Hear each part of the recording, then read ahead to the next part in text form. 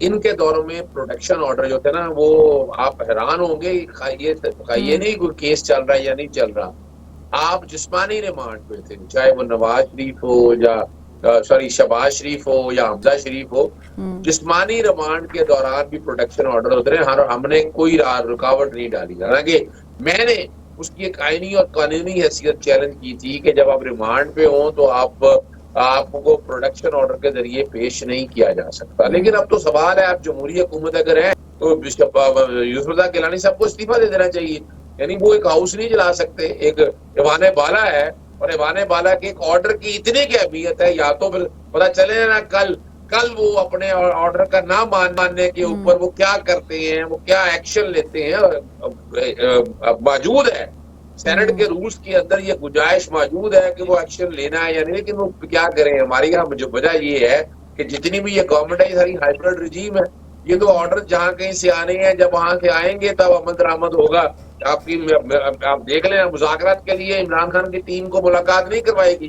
وہ جب باقاعدہ ان کو کہا گیا، ان کے یس مین آیا، وہاں سے آواز آئی، آواز آنے کے بعد پھر سنڈے والا دن دروازے کھل گئے. اسی طرح جیسے سنجانی کے دور میں، جب ایسے عام دنوں کے دور میں رات کے ٹائم پہ کھولے گئے، یہ ہمارے لیے کوئی پریویلیج نہیں ہے. لیکن صرف بتانا یہ چاہتا ہوں کہ اگر یہ جمہوری لوگ ہوتے تو ان کو جمہوری روایات کو پاسدار رکھنا چاہیے تھا، نہ کہ یہ سہاروں پہ چلے. باقی مرضی ان کی اپنی ہے. اس ملک کو اگر آگے لے کے جانا ہے تو جب تک جمہوری اقتدار کو مضبوط نہیں کیا جائے گا. اب یہ 2-3 ایکشن آپ نے ایسے دیکھ لیے ان دنوں کے اندر. اور ایک بات میں اور آپ کے سامنے رکھوں گا، اور دیکھیں بات بڑی واضح ہے، جوڈیشل کمیشن کو بنانا جرم نہیں ہے. Pakistan commission of inquiry act 2017 بہت واضح ہے. اس میں کیا ہے، حکومت کو خود بنا دینا چاہیے. مولٹن سانے کا نہیں بنایا تھا. ظاہر ہے یہ ایک بریک تھرو ہم ایکسپیکٹ کر رہے ہیں، لیکن اچھا شیلا صاحبہ کچھ ایڈ کرنا چاہ رہی ہیں صدیق صاحب، وہ ایڈ کر لیں، پھر میں گوہر. دیکھیں میں یہ سمجھتی ہوں کہ 2018 کی گورنمنٹ نے یہ روایت ڈالی کہ اگر کوئی بل بھی پاس کرنا ہے تو قرم پورا کرنے کے لیے فون کرانا ہے. 2018 کی گورنمنٹ نے روایت ڈالی کہ سابق صدر پاکستان جو اس وقت صدر پاکستان ہے، ان کا مقدمہ جو ہے وہ سندھ میں نہیں چل سکتا تھا، حالانکہ چل رہا تھا نیب میں یا کسی جگہ. اور یہ روایت ڈالی کہ چاند رات کو بھی کھینچ کے ایک سینئر سٹیزن کو ہاسپٹل سے جیل میں بھیجا جا سکتا ہے. تو یہ ساری روایتیں ڈالنے کے بعد میں سمجھتی ہوں کہ جس طرح سے جمہوریت کو کمزور کیا گیا، تو آج آپ کو اس کے اثرات تو نظر آئیں گے، لیکن اصل بات جو ہے وہ یہ ہے کہ آج ہم اس پہ بات کر رہے ہیں، اور آپ کو ہم جیسے لوگ یہ کہتے نظر آ رہے ہیں کہ نہیں، یہ اگر پروڈکشن آرڈر دیا گیا تھا ان کو آنا چاہیے تھا. آج ہم اس پہ بات کر رہے ہیں کہ عدالتیں کھلی ہوئی ہیں، اور عدالتیں اس پہ بات کر رہی ہیں کہ سویلین کا ٹرائل ہو سکتا ہے یا نہیں ہو سکتا. تو یہ بڑی بات ہے، ورنہ ان کے دور میں تو 25 لوگوں کا ٹرائل ہو گیا تھا اور وہ کنوکٹ ہوئے تھے. تو یعنی آپ کہنا چاہ رہی ہیں کہ ان کے دور میں زباں بندی زیادہ تھی، ہمارے دور میں ذرا زباں بندی کم ہے، لیکن یہ دور تو جن کا ہے میرا یہ کہنا ہے کہ انہوں نے اس زباں بندی تو ہر دور میں ہی کچھ نہ کچھ طریقے میں رہی ہے، لیکن پیکا ایکٹ سے لے کر سب کچھ جو ہوا وہ اتنا سب کچھ ہو گیا ہے. پیکا والے ساتھ بیٹھے ہوئے ہیں علی گور بلوچ صاحب، میں ان سے سوال کر لوں کیونکہ وہ زیادہ حقدار ہے اس کے جواب دینے کے. علی گور بلوچ صاحب، آپ لوگ ظاہر ہے کہ میٹنگ ہوتی ہے، نہ تو آپ لوگ ملاقات کرا پاتے ہیں، نہ پروڈکشن آرڈر جاری ہونے کے بعد اعجاز چودھری صاحب شرکت کر پاتے ہیں. ایسا محسوس ہوتا ہے کہ آپ کی گورنمنٹ بہت ہی بے بس قسم کی گورنمنٹ ہے، مطلب آپ کچھ بھی نہیں کر پا رہے. بسم اللہ الرحمن الرحیم.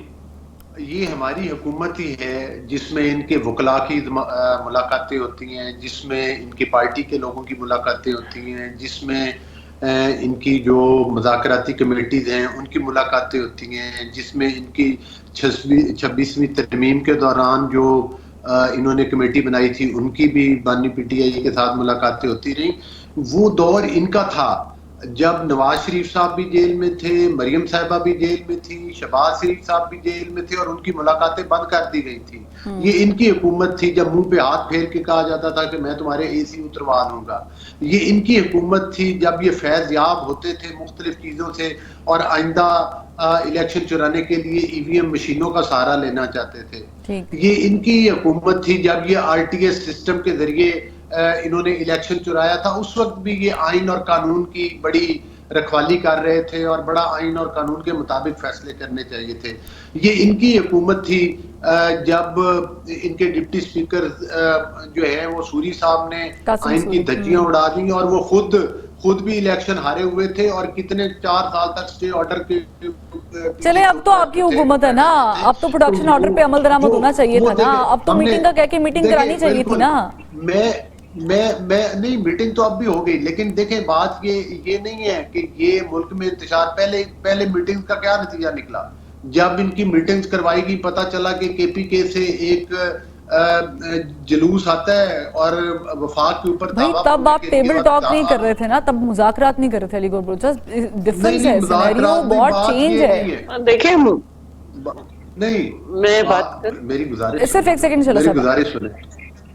دیکھیں بات یہ ہے کہ یہ لوگ کس آئین میں لکھا ہے کہ ایک صوبائی حکومت اپنے تمام صوبائی وسائل ساتھ لے اور وفاق کے اوپر حملہ آور ہو جائے اور ساتھ جدید قسم کا اسلحہ لے کر آئے. لیکن علی گور بلوچ صاحب وہ چیزیں ریپیٹ نہ ہوں, اس لیے تو آپ لوگ مذاکرات کر رہے ہیں نا. سینیٹی پریویل کرنی چاہیے نا. شعلہ صاحبہ نے کچھ کہنا ہے, میں ان کی طرف بھی جاتی. شعلہ صاحبہ کے باوجود ہاں یہ بھی مجھے بتا دیں کہ جو چیئرمین سینیٹ ہے وہ تو آپ کی جماعت کو ریپرزینٹ کرے, مطلب آپ کی جماعت سے ہے نا. ظاہر ہے کہ وہ ان بائزڈ ہونے چاہیے, ان بائزڈ ہونے کے لیے وہ ٹرائی بھی کرتے ہوں گے, لیکن وہ کوئی ایکشن لیں گے اس کے اوپر؟ دیکھیں پہلی بات تو یہ ہے کہ بالکل اصل میں ہے نا تھوڑا سا ایسا لگا مجھے, کیونکہ ہم دور ہوتے ہیں کہ آپ نے مجھے مخاطب کیا اس لیے میں بول رہی تھی کہ کیا مجھے بولنا ہے. تو دیکھیں یوسف رضا گیلانی صاحب نے اپنا کام کیا ہے اور انہوں نے پروڈکشن آرڈر دیے ہیں, اور یقیناً کل وہ اس بات پہ بات کر سکتے ہیں کہ بھائی جب میں نے کہا تھا کہ پروڈیوس کیا جائے تو کیوں نہیں کیا گیا. تو یہاں پہ یہ بات تو واضح ہے کہ ان کے اوپر کوئی دباؤ نہیں ہے, انہوں نے پروڈکشن آرڈر دیا.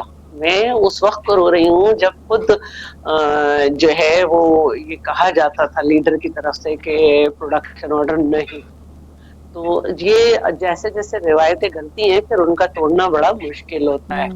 اور دیکھیں اگر آپ مذاکرات کر رہے ہیں تو اس کا مطلب ہے آپ نے حکومت کو تسلیم کیا ہے, جیسے آپ نے پارلیمنٹ کو تسلیم کیا ہے. جس طرح وہاں ہر کانسٹیٹیوشنل پوسٹ پہ آپ نے الیکشن لڑا, جس طرح آپ اسٹینڈنگ کمیٹی کے ممبرز ہیں اور اسٹینڈنگ کمیٹی چیئر کر رہے ہیں. تو جب آپ مذاکرات کر رہے ہیں اور آپ کی ڈیمانڈز بھی جو ہیں وہ آ گئی, اور تو اس کا مطلب آپ حکومت کو تسلیم کر چکے ہیں. جب آپ ان سے مذاکرات کر رہے ہیں تو آپ اس سے کسی بھی ادارے کو سوشل میڈیا کے ذریعے, اپنے ٹویٹ کے ذریعے جو ہے اس طرح سے نہیں کر سکتے, پھر حکومت نہیں کرے گی مذاکرات.